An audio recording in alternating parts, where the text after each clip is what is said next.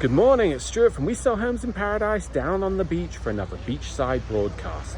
Now these are all about my passions, and my passions are basically real estate, technology and macroeconomics. And what I've been reading about and following closely is the Genius Act. I don't know if any of you have been following that, but it's interesting because the Genius Act is how the US government will regulate stable coins. And if you don't know what a stable coin is, it's basically a digital currency pegged to a real currency. For example, USDC or USDT Tether, which is pegged to the US dollar. Now, why are stable coins interesting? You have to understand there's many people in the world that actually have their value and their wealth stored in a very volatile currency. For instance, if you're in Indonesia, it would be in the rupiah. If you're in Mexico, the peso. And you would like to have your wealth stored in a less volatile currency, so perhaps US dollars.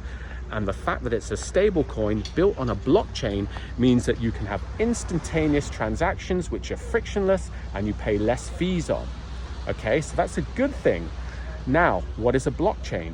A blockchain is a decentralized, digitalized ledger. Okay, it's trustless. You know that when you send money to someone, the blockchain automatically puts a ledger entry on both sides. So it's very fast and it's the absolute truth. Okay, so what has this got to do with real estate? Let me tie it all together.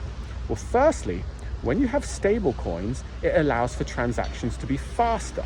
So imagine less anti-money laundering controls when you buy a property in Spain and less fees to pay, bank fees. It's a huge thing, okay? Some of our customers had to pay 500 euros per check being printed at the notary, and sometimes you need to print 4 checks.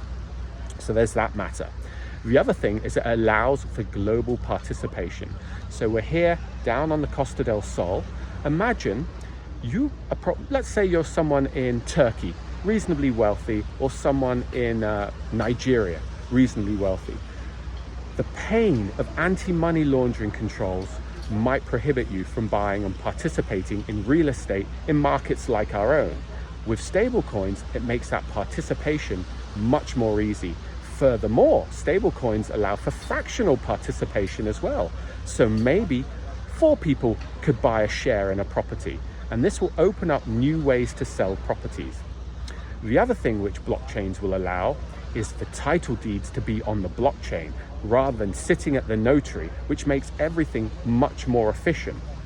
So, stablecoins, blockchain technology, and all of these things will create a more efficient real estate market, and that's a good thing. Of course, some markets will benefit greatly. I believe our market will benefit greatly because we have the recipe for a good life here, and people want to participate in that. And if it's easier to participate, it obviously creates more demand.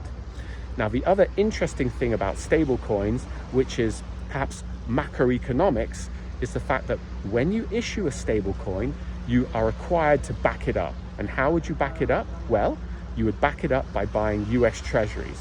Now, this is important because the US government now have a buyer who will buy their treasuries, which is good. It means that they can roll their debt. If they can roll their debt, that means that there'll be less austerity and we can keep on moving forward. I hope that all makes sense. Basically, technology is a good thing if you embrace it.